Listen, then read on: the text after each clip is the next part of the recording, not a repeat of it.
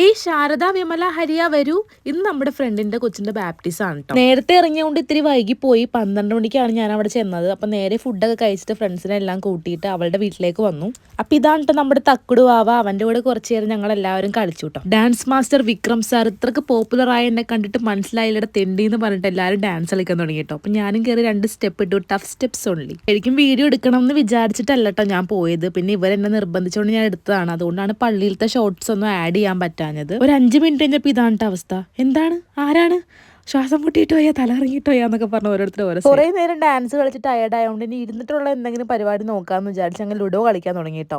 Ludo ആയാലും dance ആയാലും എല്ലാത്തിലും ഞാൻ ആദ്യത്തെ റൗണ്ടിൽ തന്നെ ഔട്ടായിട്ട്. എന്നാൽ ഇനി അല്പം റീൽസ് ആയാലോ എന്നും പറഞ്ഞ് ലൈറ്റ് ഓഫ് ചെയ്ത് ടോർച്ചും കത്തിച്ച് ഞങ്ങൾ ഡാൻസ് കളിക്കാൻ തുടങ്ങി.